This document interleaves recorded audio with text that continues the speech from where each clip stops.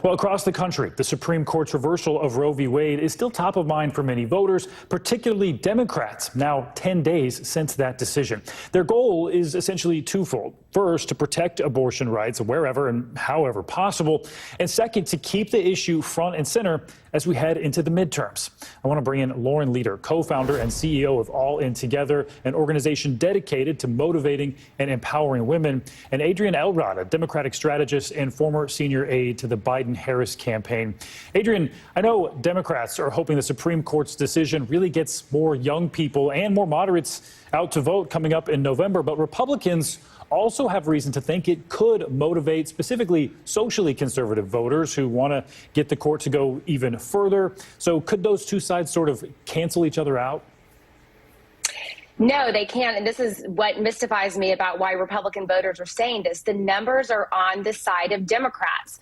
No matter what poll you look at, either between 70 and 80% of people in America, regardless of political party, want Roe to remain the law of the land. They want Roe codified and the benefits that come with it. So that means the numbers are on the side of Democrats. Sure, of course, it's going to rally, a very small sector of the Republican Party base, a hardcore base that, as you noted, wants to go further, wants to have, even more restrictions on a woman's right to choose. But right now, the numbers are on the side of Democrats. And what we have to do going into the midterms is keep this momentum and make it clear that the only recourse right now with a 6-3 Supreme Court that leans very heavily, in terms of creating an environment for women that is not productive. The only way to do anything to fix this is to go vote the ballot box and get more Democrats at the federal level, at the statewide level, and at the local level as well.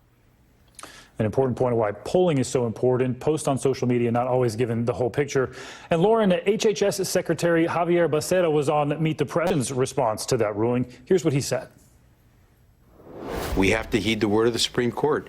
And so we will, but we will continue to find every avenue possible to make sure women have access to the care that they need, including abortion care. I think we're continuing to explore everything that's out there. The difficulty is that simply because it's an idea doesn't mean it can go out into practice. So do you see the solution, Lauren, coming from this administration, or is it something that's more effectively addressed elsewhere?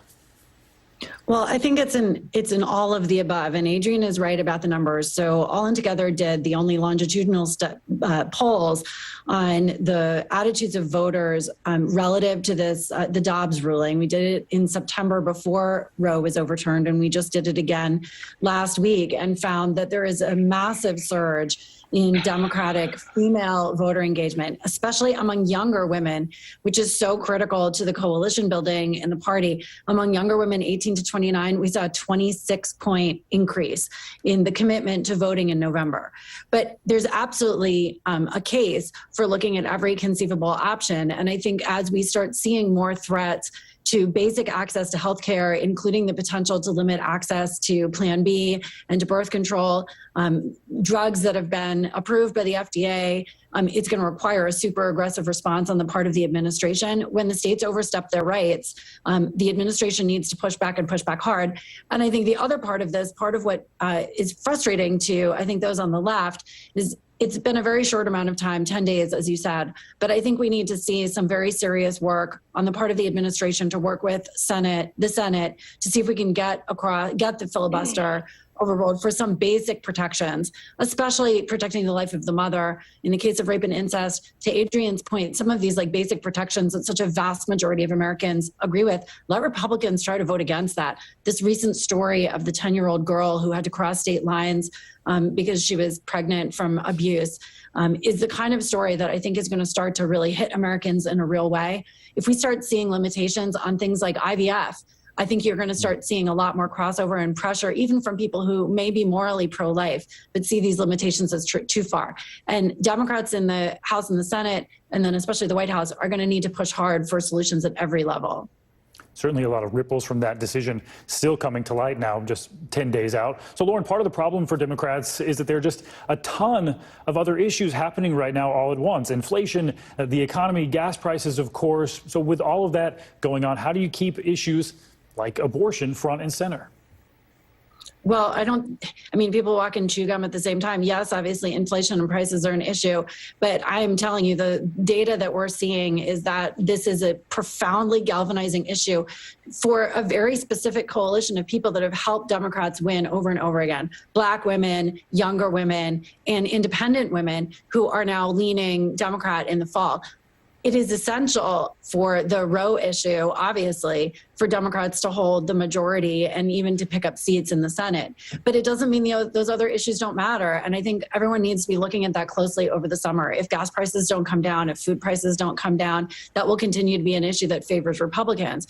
But ultimately, this is an existential crisis for those on the left. And I think that's why we're seeing that the polling data is not showing that this is galvanizing more Republican voters. They had an advantage earlier in the year, more enthusiasm. We're seeing that wane now.